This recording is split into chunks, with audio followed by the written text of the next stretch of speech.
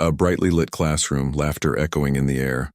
A group of students chuckles as a girl sits frozen at her desk, her hands clenched into fists. The teacher, Miss Collins, a middle-aged woman with a sharp voice, stands at the front, smirking.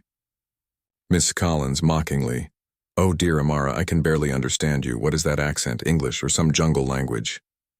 The class erupts in laughter. Amara's eyes burn with humiliation, her chest tight.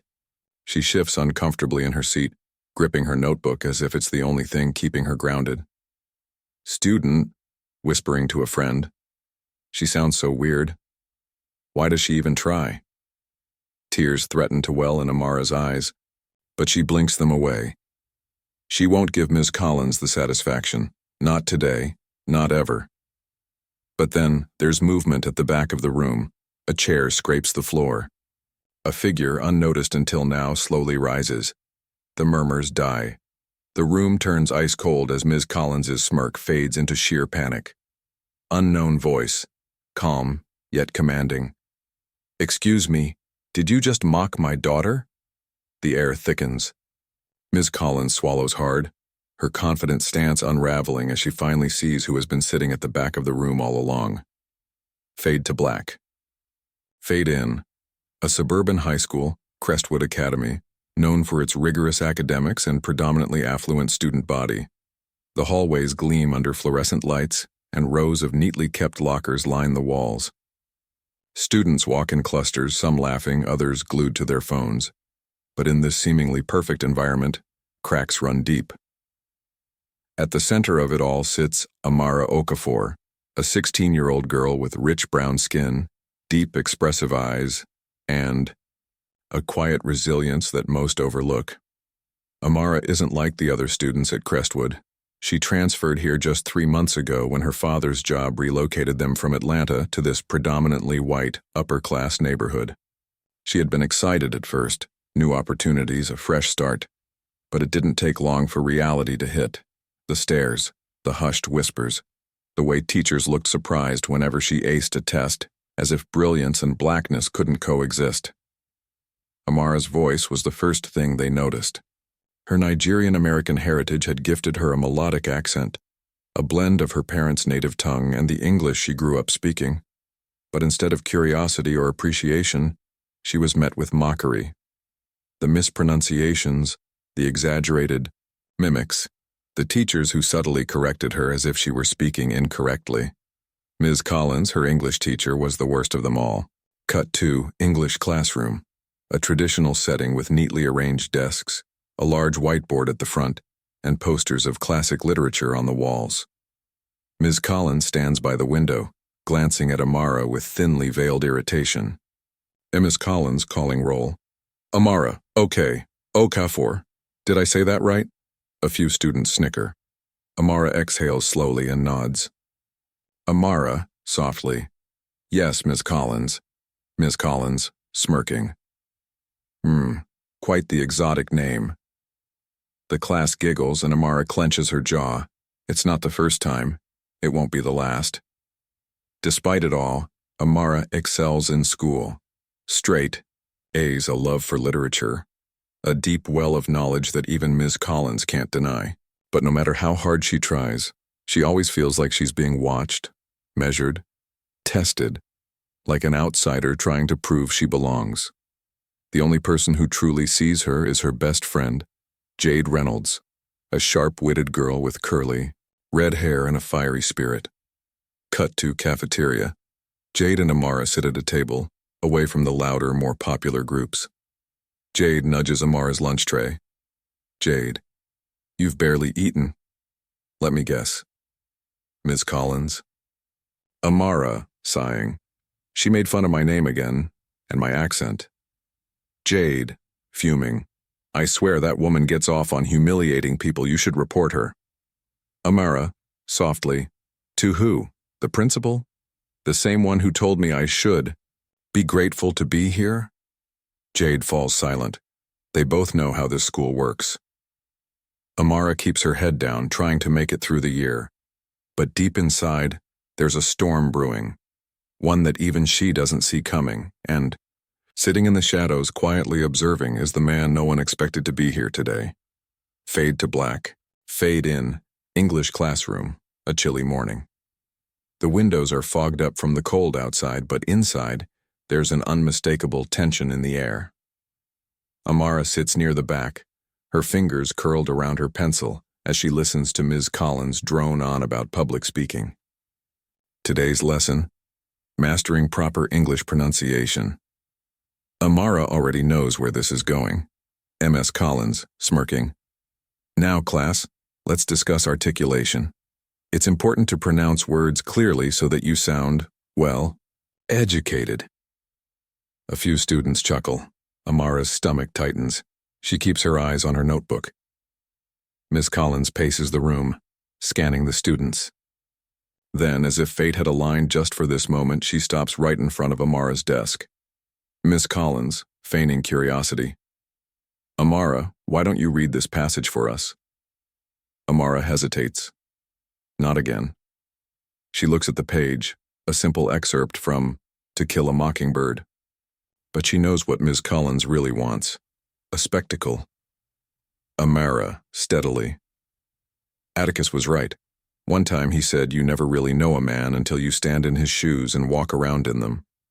Her voice is smooth, her articulation clear. But Ms. Collins isn't satisfied. Ms. Collins, mocking.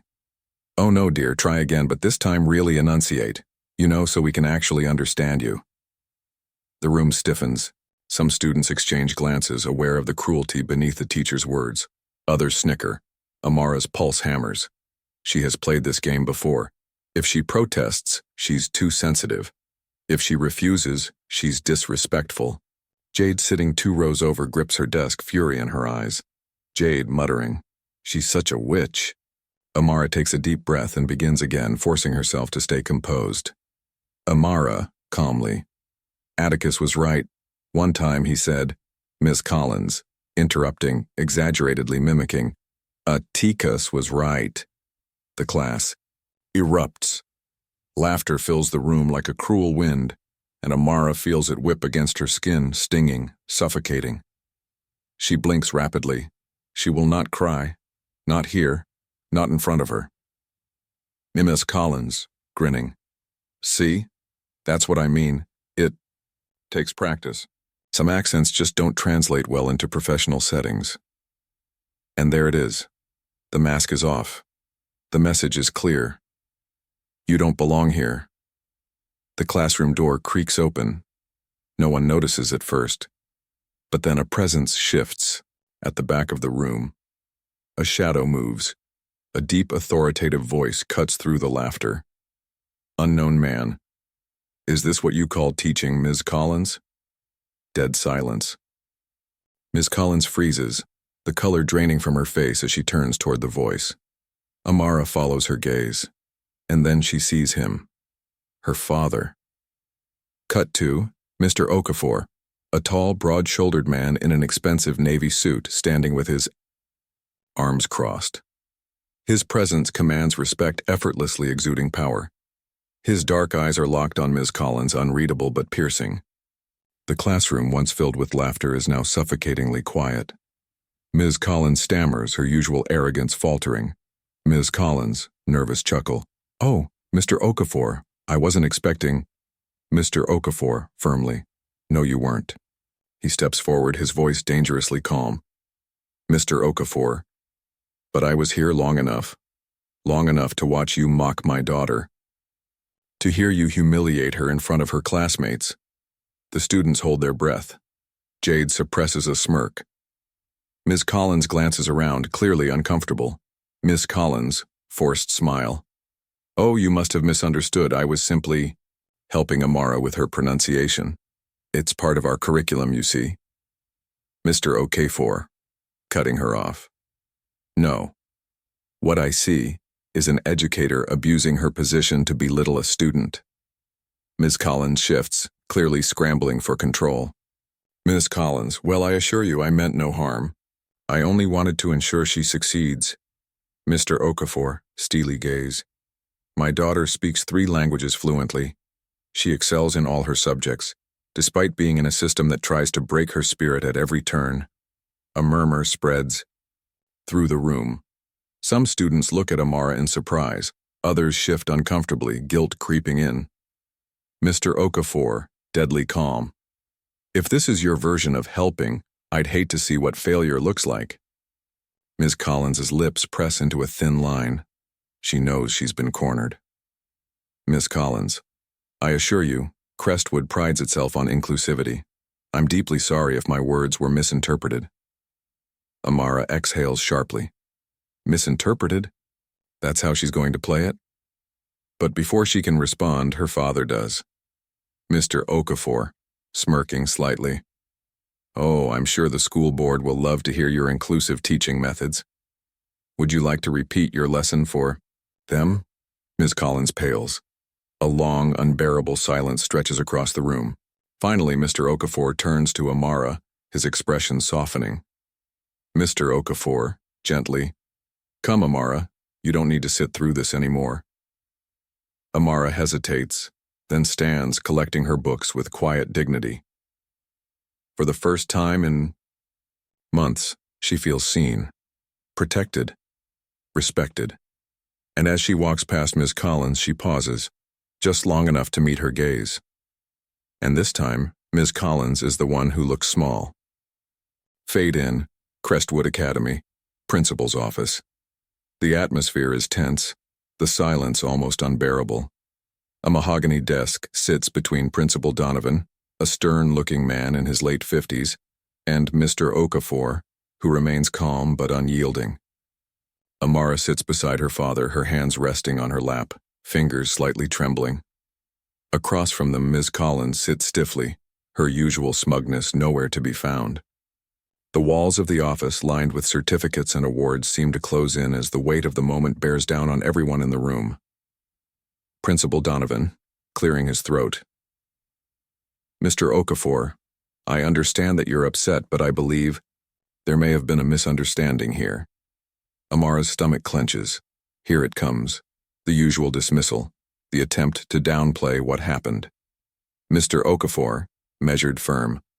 No, Principal Donovan, there was no misunderstanding. He turns to Ms. Collins, his dark eyes steady. Mr. Okafor, I watched you mock my daughter. I listened as you turned her into a spectacle for your amusement. And I sat there as you tried to justify it in front of the entire class. Ms. Collins shifts uncomfortably. Beads of sweat gather at her temple. Ms. Collins, soft chuckle, forced. I truly meant no offense. Sometimes students misinterpret. Mr. Okafor, sharply. This isn't about misinterpretation. This is about humiliation, about bias, about a pattern of behavior that I suspect extends far beyond my daughter. Amara's breath catches. She had been so focused on her own suffering, but now she wonders, how many other students before her had faced the same treatment? How many walked away believing they were the problem? Principal Donovan, leaning forward, hands clasped. Mr. Okafor, we have always prided ourselves on maintaining an inclusive environment here at Crestwood. I'm sure Ms. Collins' actions were not meant to be harmful. Amara, soft, but resolute. But they were. All eyes turn to her. Her voice is steady now, fueled by something deeper, something she has been suppressing for months. Amara, they were harmful, and not just today. Every time she mispronounced my name, every time she made me feel like my voice wasn't good enough, it hurt. It made me feel like no matter how hard I try, I'll never be seen the same way as my classmates. Ms. Collins swallows, her gaze flickering with discomfort. Amara, stronger now. You say this school is inclusive, but how can it be when teachers make students feel like outsiders? When someone like me is constantly reminded that I don't fit? A heavy silence blankets the room. Principal Donovan exhales, looking down at his desk. Ms. Collins avoids eye contact. Then Mr. Okafor pulls out his phone. Mr. Okafor calmly, I recorded everything that happened in that classroom. Ms. Collins stiffens. Principal Donovan's eyes widen. Mr. Okafor, if you need proof of what your inclusive environment really looks like, I'd be happy to share this recording with the school board and the parents, and if necessary, the press. The threat hangs in the air like a storm cloud. Ms. Collins's face drains of color. Principal Donovan straightens, suddenly looking far more concerned. Principal Donovan clears throat. I see. His expression shifts. No longer a man trying to smooth things over, but a man realizing the gravity of his position. Principal Donovan, Mr. Okafor, please allow us to conduct a thorough review of this situation. We take these matters seriously. Mr. Okafor, leaning forward slightly. Good. Because I won't let my daughter, or any other student, be treated this way again. The tension is thick, but something shifts.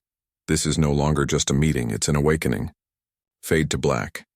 Fade in, hallway outside the principal's office.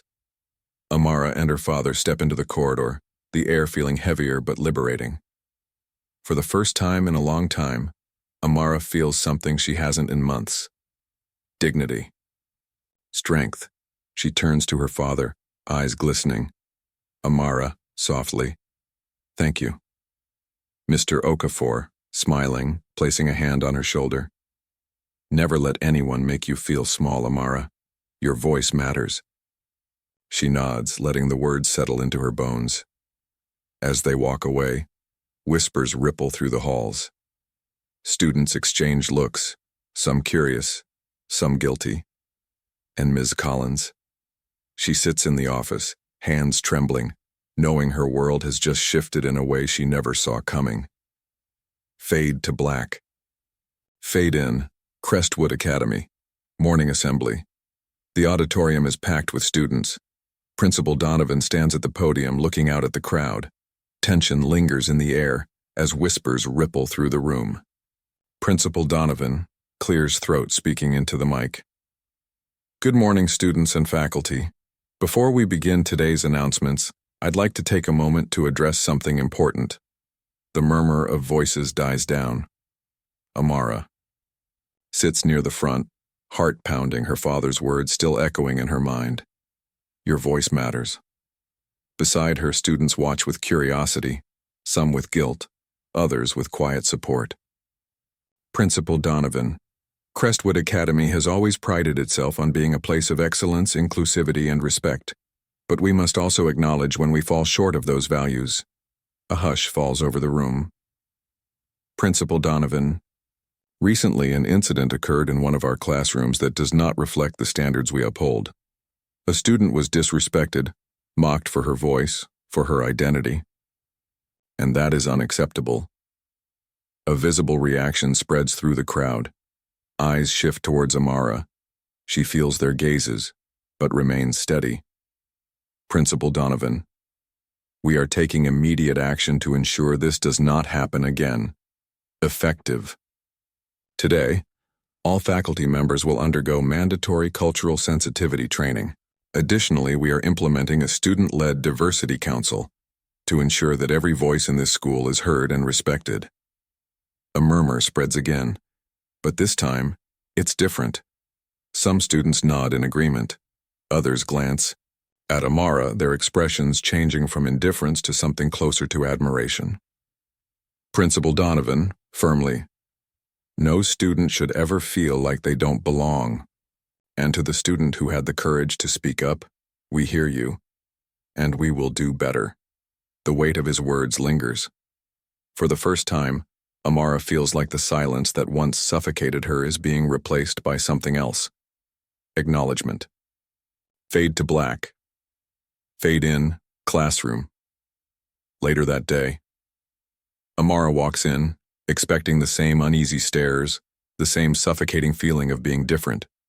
But something is different. Student 1, quietly. Hey, Amara, that was brave. She turns surprised. A girl who had never spoken to her before meets her eyes, offering a small nod of respect. Student 2, hesitant but genuine. I didn't realize how bad it was. I should have said something sooner. Amara exhales, her grip on her books, loosening. The weight she had been carrying of being invisible, unheard, starts to lift.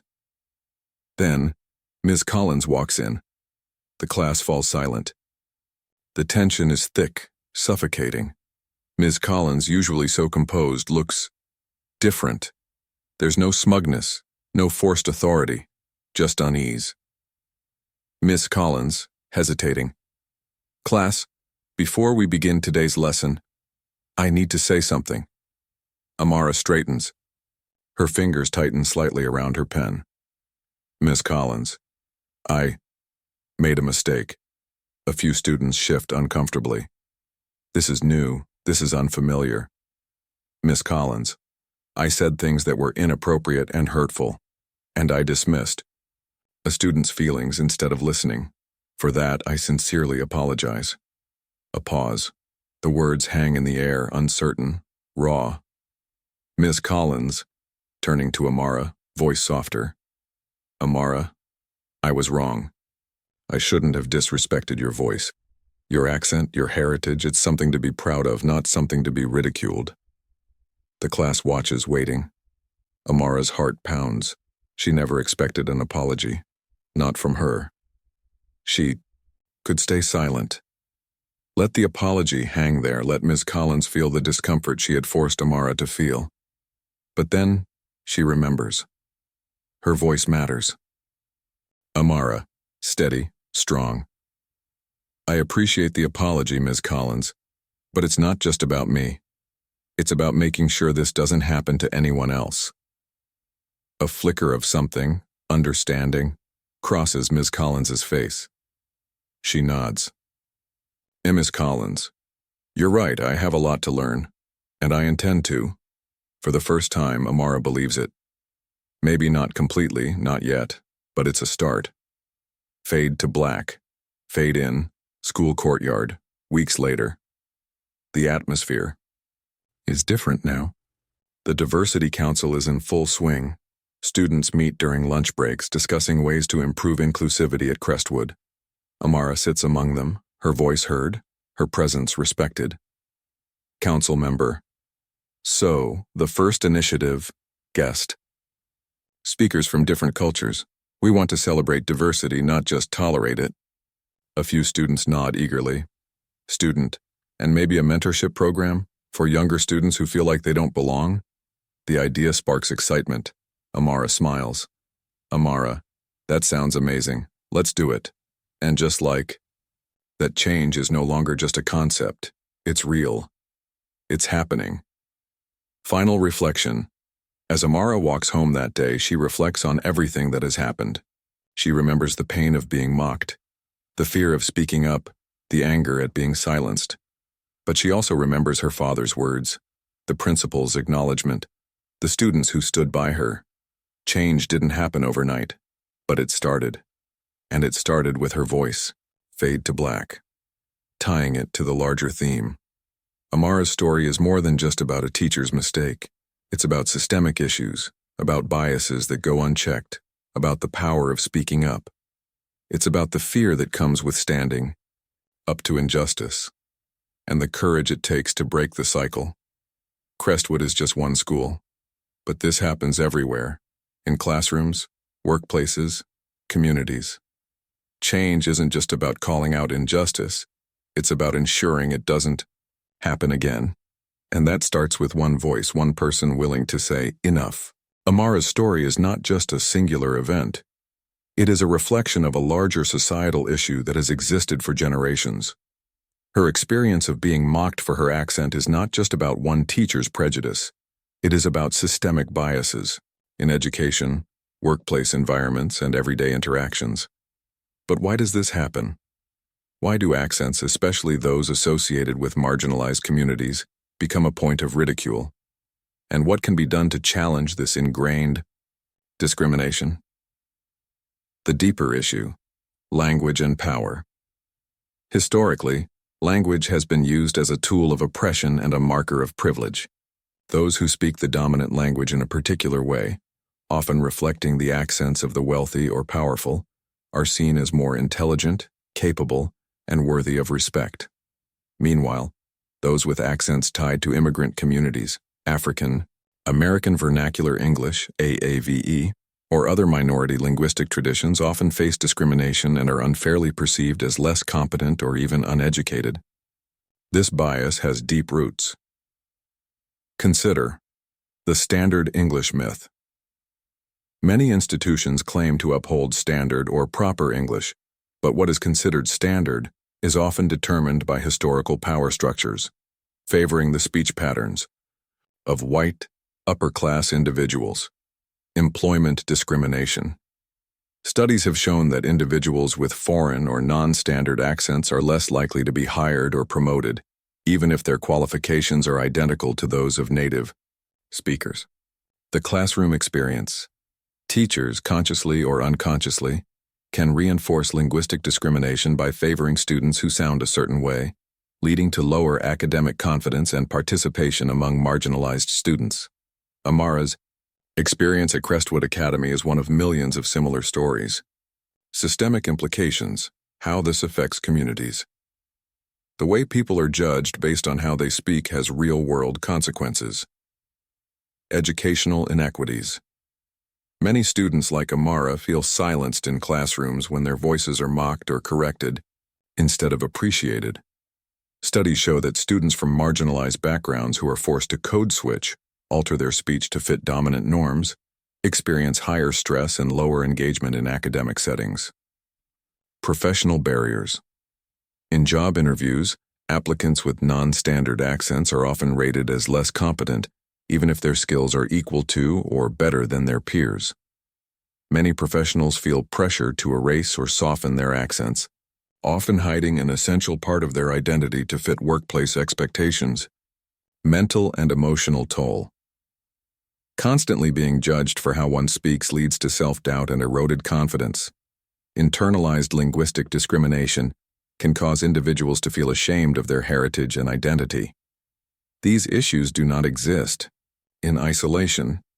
They connect to broader societal problems such as racism, classism, and xenophobia. A historical perspective. When language became a weapon. Throughout history, language has been used as a battleground for oppression and resistance. African American Vernacular English, AAVE, has long been stigmatized as improper or uneducated. Despite being a legitimate linguistic system with its own grammar and rules, educators and employers have historically discriminated against Black students and professionals based on their speech patterns. Immigrant communities in the U.S. and Europe have been pressured to lose their accents to assimilate. For example, in the early 20th century, Italian, Irish, and Jewish immigrants were mocked for their speech, facing linguistic discrimination similar to what newer immigrant groups face today. Colonial erasure of indigenous languages. Across North America, Africa, and Australia, colonial governments forced indigenous children into boarding schools where they were punished for speaking their native tongues, reinforcing the idea that only the colonizer's language had value. In all these cases, language was used to maintain power structures. Those who controlled the narrative controlled access to success and respect. Voices that fought back. Cultural leaders and advocates. Many activists and scholars have challenged linguistic discrimination. James Baldwin, a prominent writer and thinker, famously said, "Language incontestably reveals the speaker." He argued that language is deeply tied to identity, and that suppressing it is an act of oppression. Maya Angelou, in I Know Why the Caged Bird Sings, wrote about how Black children in the South were ridiculed for their speech, reinforcing societal hierarchies. Linguists like Dr. Rosina Lippi Green have conducted research proving that accent discrimination is one of the last socially accepted forms of bias, often hidden under the excuse of professionalism. Their work proves one thing: language is not just about communication, it's about power, belonging, and identity. Solutions: how do we create change? Addressing linguistic discrimination requires both individual awareness and systemic action. Educational reform schools must train teachers to recognize and address linguistic biases. Students should be taught that all dialects and accents are valid rather than forcing conformity to a single standard. Workplace inclusion companies should actively combat accent discrimination in hiring and promotions. Diversity training should include discussions on linguistic bias. Representation in media and literature. The way language is portrayed in books, films, and television influences societal attitudes. More diverse voices should be included in mainstream media to challenge outdated stereotypes. Empowering individuals to own their voices, encouraging people to embrace their accents and speak with confidence. Supporting public figures and professionals who challenge the status quo by succeeding without changing how they speak. Final reflection: the power of speaking up. Amara's story is about one girl finding her voice, but it is also about all of us recognizing the voices we ignore, dismiss, or silence, consciously or unconsciously. In classrooms, workplaces, and social spaces, who gets to speak freely, who gets interrupted, whose voice is treated as valuable and whose is not. The challenge is clear. Do we continue upholding biases that judge people based on their accents, or do we start valuing voices for what they say, not how they sound? Change starts not just with policy, but with awareness, with listening. Because the next time someone is mocked, dismissed, or made to feel small for their voice, will we stay silent or will we speak up? As the last bell of the day rang at Crestwood Academy, Amara stood at the threshold of the classroom. The weight of her experience, the hurt, the anger, the sense of being belittled, was not something that could be shaken off with a mere walk out the door. But what had changed in her heart that day, what had shifted in her spirit, was the realization that her voice mattered. Her accent, her heritage, was not something to apologize for.